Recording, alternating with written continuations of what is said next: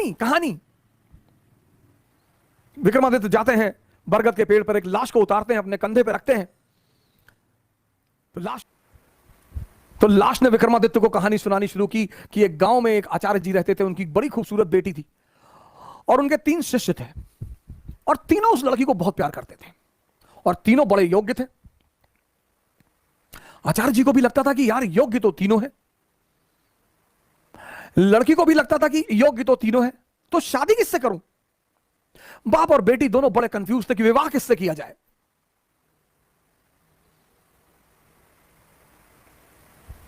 और जब लड़की यह सुनिश्चित नहीं कर पाई कि विवाह किससे किया जाए, तो एक दिन लड़की ने आत्महत्या कर लिया। अब जब लड़की ने आत्महत्या कर लिया, तीनों बड़े निराश हुए, गए उसका दाह संस्कार किया। तो एक शिष्य तो तुरंत सन्यासी बन गया, वहीं धूनी लगा ली उसने उसकी कब्र के पास कि बस अब जीवन में कुछ करना ही नहीं, जिसको मैं प्रेम करता था वो बचा ही नहीं, तो अब जीवन में कोई सार नहीं, अब सिर्फ तपस्या करनी है और तपस्या करके ही जीवन को त्याग देना है। दूसरा फकीर बन गया, घूमने लगा देश विदेश में। उसे पता था कि हिंदुस्तान में कुछ संत हैं जो फिर से जीवित करने का मंत्र जानते हैं। लगा वो उन संतों को खोजने जो फिर से जीवित करने का मंत्र जानते थे। तीसरा जो उसमें था, वो डेली जाता था, उस मृत शरीर पे मसाला लेप लगाता था, साफ करता था, फिर उसे वहीं रख देता था। अब ये सिलसिला कुछ वर्षों तक चला, 2-4 वर्षों तक चला।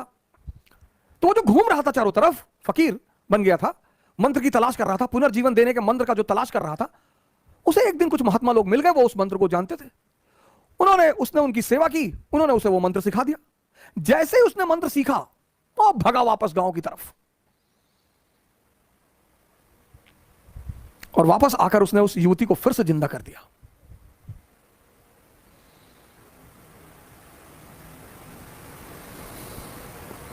जब उसने फिर से जिंदा कर दिया, तीनों दावेदार फिर खड़े हो गए और अब तो युवती और सुंदर हो गई। तब उस वेताल ने विक्रम से पूछा कि विक्रम बता कि अब लड़की को किससे विवाह करना चाहिए। अगर तेरे मन में उत्तर आ रहा है और तू जवाब नहीं देगा तो तेरे सर के टुकड़े टुकड़े हो जाएंगे,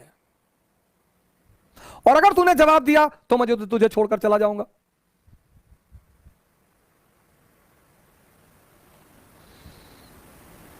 वेताल ने कहा कि अगर तेरे मन में जवाब आ रहे हैं, और ये नेचुरल प्रकृति है, हमारे सामने जब भी कोई परिस्थिति होती है, एक जवाब मन में आता कि ये कर ले यार, नेचुरल प्रकृति है, नेचुरल जवाब आना ही है।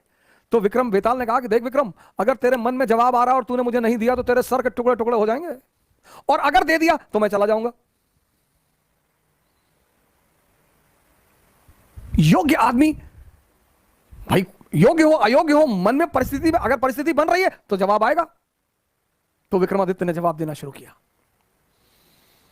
कहा जो मंत्र सीख कर आया और जिसने पुनः जीवन दिया वो पिता तुल्य है।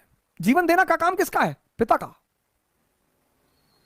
क्या दर्शन है सर, जीवन देने का काम किसका है? पिता का। तो जिसने मंत्र सीख कर जीवन दिया वो पिता तुल्य है, मुझसे विवाह नहीं होगा।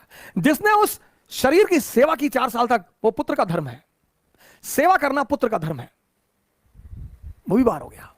जिसने अपनी ही जिंदगी दांव पे लगा दी, यही प्रेम की कसौटी है, विवाह उससे होना चाहिए।